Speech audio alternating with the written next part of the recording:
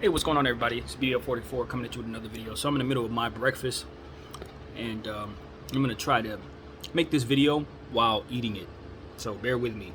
So LeBron James, it's been alleged that LeBron James said that he would welcome Patrick Beverly if Patrick Beverly gets bought out by the Timberwolves, which I absolutely expect to happen. I use the word alleged, but I don't think that's the right word. He didn't do anything. It's been said that, and I'm not sure if it's true that he said that. So this is what it is, man. I'm imagining you guys wondering if I would welcome Patrick Beverly on this team. I welcomed Karl Malone on this team. I welcomed Dwight Howard on this team. I welcomed Rajon Rondo on this team.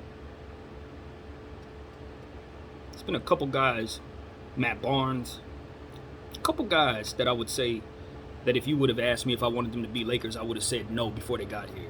Ron Artest. Actually, no, not Ron. I wanted Ron here. Never mind that.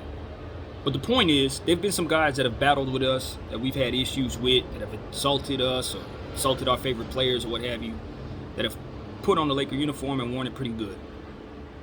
Patrick Beverly was a Laker. He was drafted by the Lakers. I haven't forgotten that. I remember him. I remember him well. He only played in our preseason, if I'm not mistaken, in Summer League, maybe, definitely preseason. But we cut him, and he's hated us for that ever since. If LeBron James welcomes him on the team, do I think he would be an asset to our team? Most definitely. If he gives us even half of what he gave the Clippers in terms of energy, we're going to be a hellified roster to deal with. But here's my problem with Patrick Beverly. First of all, the tongue-in-cheek problem that I have with Patrick Beverly is this. The joking, when I'm kind of joking when I say this, but he's the enemy, y'all. He did nothing but terrorize us, make himself look like an idiot by making fun of us for the last 4 years. He's been one of the biggest cheerleaders for the Clippers. And so from that standpoint, hell no, I don't want him on the Lakers. I do not. It's tongue-in-cheek because as a businessman, I know better than to move on this type of thinking. But as a fan, hell no, I don't want Patrick Beverly on this team again. No. He's still mad at us. How I know he ain't going to come here and sabotage what we got going on? I don't know that. I don't think he would do that, but I don't know that. No. But the real reason why I'm cool on Patrick Beverly is because Patrick Beverly did that Chris Paul thing, what he did to Chris Paul. Nah. Our locker room, what we have right now, is good. Got a lot of high character guys in there. The fit, we'll see how the fit goes. But we know for a fact we have a bunch of guys with the chemistry, should be fine. Dwight's back. He's bringing all that good energy that he brings to the Lakers. As happy as he's ever been to be a Laker.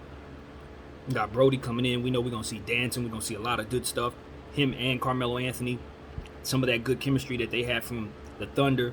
Some of their little rituals I hope to see in purple and gold. We got a lot of good stuff. Bunch of old Lakers coming back under better circumstances, winning circumstances. A guy like Trevor Ariza's back to hopefully win his second ring with the Lakers. Coming full circle. We got all this good stuff going on. We're talking Isaiah Thomas. That would be a wonderful guy to bring in.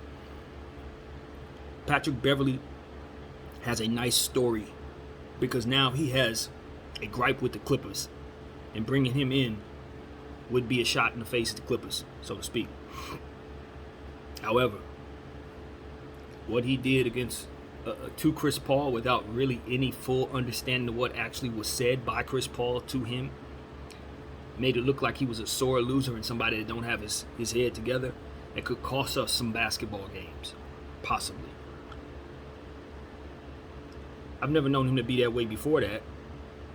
He always teetered on the edge of doing too much, but never quite made himself look like he did in that situation. But if it's getting worse, if his ability to control himself and his emotions is getting worse, I don't want him bringing that energy to this locker room. And I don't want him to be a volatile piece that's going to get us in situations where we're missing players, where we're getting suspended, where people are trying to back up his play. When he says something he ain't got no business saying to somebody. I remember when he hurt Russell Westbrook. Russell Westbrook is on our team. I remember when he hurt Russell Westbrook. Now, it was reported they were very good friends before that happened, so I'm not certain that they wouldn't be able to get along right now. I don't know that. But Russell Westbrook had a gripe about how that whole play looked as it happened. He wasn't too happy. Would he welcome Patrick Beverly? That would matter to me more so than what LeBron James says, to be completely honest with you. With respect to my guy King James, you're not the one who had a problem with that dude. Maybe somebody else on the roster may. So all in all, there's too many negatives here for that. Does Patrick Beverly make our defense much better? And yes, do we need defense? Absolutely. Our team is weak defensively right now. So for basketball reasons, Patrick Beverly would be a very, very good pickup. My question is, do we have the minutes for Patrick Beverly? Because everybody that are our guards are either good at stretching the floor or superstars who we want to play 30-plus minutes. So will there be a role for Patrick Beverly on this team? Does the presence of Patrick Beverly negate the idea that we would get Isaiah Thomas and or Rajon Rondo? I would rather have either one of those players than him, mostly for non-basketball reasons. Rondo, I think, would be good for a coaching position on this team, and I don't think he's ready to retire. So I hire him as a player, and I use him as a coach. That's my mentality about Rondo. And as far as Isaiah Thomas, I just, that for me is just a redemption story as well. Somebody that deserves an opportunity to win a championship. Somebody that deserves to have his career end with a smile on his face. That's why I want him to sign with either the Lakers or the Nets or some team that's going to give him an opportunity to have that happen. I'm hoping it's us. So as far as I'm concerned, there's a lot of stuff working against Patrick Beverly. As I said, he would help us in ways that those other two players may not. Cut and dry. He's a better defender than both of those guys combined. But at the end of the day, that push in the back, all that tongue-in-cheek stuff I was talking about, how you pissed off us Laker fans, I'm cool. And ultimately, I just don't know that we have the role for him without kind of shuffling the roster around in some uncomfortable ways. Pulling our shooting off of the floor, possibly. Asking him to do that stuff when we have legitimate shooters on the bench. You got to be very careful not to have too much okay talent, because you end up playing the wrong players at the wrong time, sitting the wrong players at the wrong time, and that can mess with your chemistry too. When everybody on the bench is kind of along the same lines, from like all the way 7 all the way to 12, and they're all the same in the same lane, which we have basically, there's room for things to go completely wrong. If guys say come in and mess up, you leave somebody in too long, that can have a reverberating effect across the locker room. And with Frank Vogel being our coach, and how everything went with Montrezl Harrell last year, I'm not certain that I want that coach to be in that situation. Cut and dry. So, yeah. No. I'm cool. My name is BDF44. Thank y'all for watching. I'm out.